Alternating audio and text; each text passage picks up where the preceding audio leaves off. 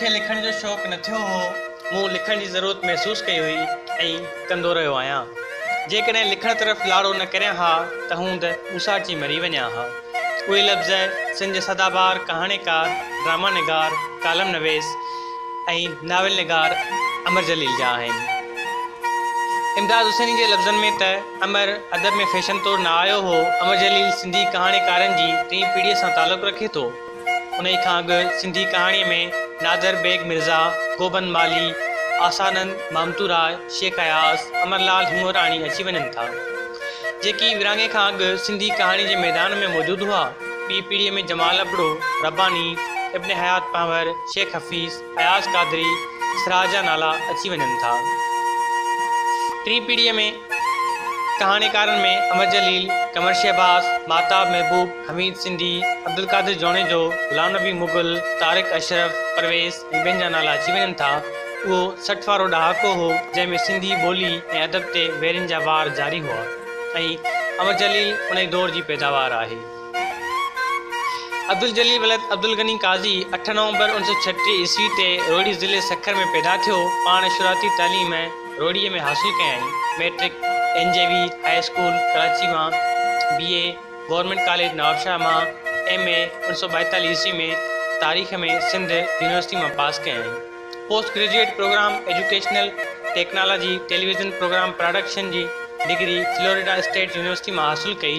अमर जलील केतिरनि ई उहिदनि ते रहियो, जहिड़ोकि regional manager Pakistan broadcasting corporation ऐं director institute of educational technology Allama Iqbal open university वग़ैरह शामिल आहिनि। कॉलेज वारनि ॾींहंनि में पढ़ण जे दौरान अमर जलील खे क्रिकेट जे जुनून जी हद ताईं शौक़ु हूंदो हो। पाण क्रिकेट खे पंहिंजो पहिरियों इश्क करार थो ॾिए। क्रिकेट जे उन शौक़ जे करे Amar Jalil NJV school Karachi, government college Nawabshah जी फैकल्टीज़ कराची यूनिवर्सिटी तरफ़ां खेॾंदे पाकिस्तान जी गॾियल यूनिवर्सिटियुनि जे लाइ विकेट कीपिंग जो रिकॉर्ड क़ाइमु कयो। नवाबशाह गवर्नमेंट कॉलेज में पढ़ण जे दौरान अमर जलील जी दोस्ती कमर शहबाज़ सां थी। कमर शहबाज़ जी दोस्ती जे करे अमर जलील नवाबशाह जे केतिरनि अदीबनि सां मिलियो ऐं सिंधी अदबी संगत जे गजाननि में वियो। उन दौर जो ज़िक्र कंदे अमर जलील लिखे थो, कमर सां गॾु सिंधी अदबी संगत जे गजाननि में वेंदो हुउसि। तजुब ऐं तपरस विचां कहाणियूं ऐं शाइरी ॿुधंदो हुउसि। तनक़ीद ते हैरान थींदो हुउसि। मूं पंहिंजे वजूद में गैरमामूली हलचल जा ओञाण महसूसु करे वरिता। BA करे अमर जलील कराची मोटी आयो ऐं कराची यूनिवर्सिटी में MA इकनॉमिक्स में दाख़िला वरिताईं। कमर शहबाज़ में MA अंग्रेज़ी में दाख़िला वरिती। तॾहिं मूं पाबंदीअ सां लिखणु शुरू कयो ऐं अॻिते हली महसूसु कयो त लिखणु मुंहिंजी ज़रूरत आहे। मूं पंहिंजो पहिरियों इश्क दस्तबरदार थियण खां सवाइ अदब तां क़ुर्बान करे छॾियो। अमर जलील लिखियो, अमर जलील कमर जे नाले सां मिलंदड़ जुलंदड़ उचार वारो नालो अमर इख़्तियार कयो। उनखां अॻु अमर जलील प्रेमी जे नाले सां लिखंदो हो। वञी उन ठहियो त सिंध जो अलॻि वजूद ख़तमु कयो वियो ऐं सिंध सरापा इतिहाज बणिजी वई। उन्हनि ॾींहंनि जी किथा बयानु कंदे अमर जलील लिखे थो, समूरी सिंध ॿरंदड़ जबल वांगुरु फाटी पई आहे। माण्हू मैदान ते निकिरी आया आहिनि, जलसा थी रहिया आहिनि, जुलूस निकिरी रहिया आहिनि, एहतजाज जा अलम बुलंद थी रहिया आहिनि। अक्टूबर 1956 ईस्वी जी का शाम आहे। मुनी बाज़ार स्टेशन रोड जे चौवाटे ते नवाबशाह जी तारीख़ जो सभ खां वॾो जलसो थियणो आहे। जलसे लाइ कमर शहबाज़ क़ौमीतरानू लिखियो हो, वतन जी राह में वतन जा नौजवान शहीद थियो, या बचायो सिंध खे या सूरमा शहीद थियो। मूं क़ौमी गीत लाउड स्पीकर ते ॻायो। वठ पकड़ थी कमर ऐं मां कराची हलिया आयासीं ऐं गुम थी वियासीं। उन्हनि ॾींहंनि महिरान ऐं नई ज़िंदगी जा कुझु ॿिया रिसाला निकिरंदा हुआ, पर उन्हनि में उन वक़्तु रबानी, शेख हफ़ीज़, सिराज, रशीद, आख़वन, सुमेरा ज़रीन ऐं ॿिया छायल हुआ। तंहिं करे अमर ऐं कमर हिंदुस्तान जे सिंधी रिसालनि कूंज, नई दुनिया, पिरफुटी ऐं ॿियनि में लिखणु शुरू कयो। उन सां गॾु इन्हनि ॿिन्ही कराची जे हफ़्तेवार आज़ाद में नजमा शीरीन जे नाले सां सिंधी अदब में हिक हटी जे ख़िलाफ़ जंग जी शुरूआत कई। अॻिते हली तारिक अशरफ जी सोणी ऐं हमीद सिंधीअ जे रूह रिहाण जो साथ हासिलु थियनि।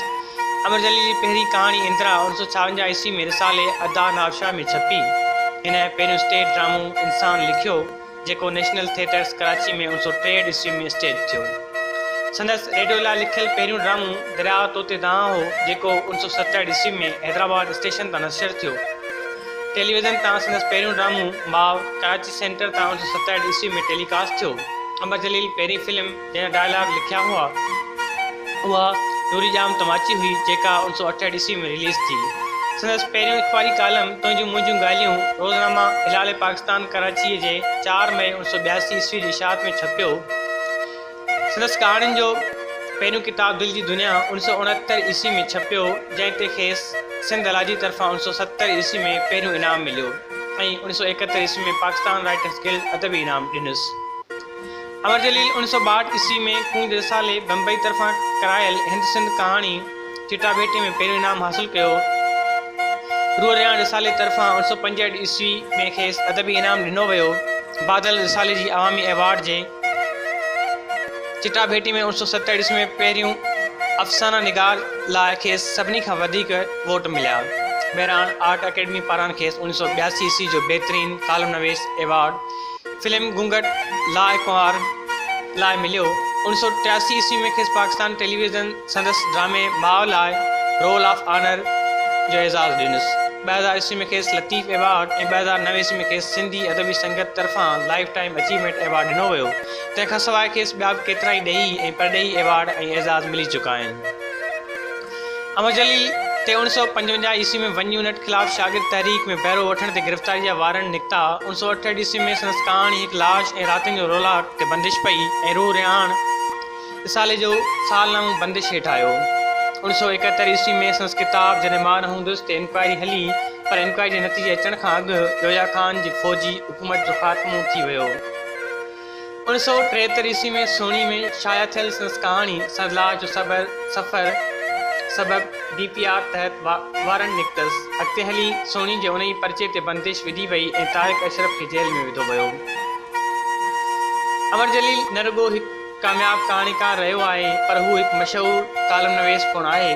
संदसि सिंधी, उर्दू ऐं अंग्रेज़ीअ जे रोज़ाननि अख़बारनि ऐं हफ़्तेवार रिसालनि में लिखियल कालमनि जे पढ़ंदड़नि जो हिकु वसी हल्को आहे। संदसि उन्हनि कालमनि जो तइदादु हज़ारनि में आहे। अमर जलील पंहिंजो पहिरियों उर्दू कालम कुझु सच कुझु झूठ जे नाले सां हफ़्तेवार अल फतेह कराची में 1974 ईस्वी में लिखियो। अॻिते हली सिंधी में सभु कूड़ ऐं उर्दू में सभु झूठ जे नाले सां सिंधी ऐं उर्दू जे केतिरनि ई अख़बारनि जहिड़ो क हिलाल पाकिस्तान, इबरत, काविश, ख़बरूं ऐं ख़बरें ऐं जंग में लिखिया। अंग्रेज़ी में रोज़ानी डान में हफ़्तेवार कालम बास्टिक नोट्स जे नाले सां लिखंदो हो।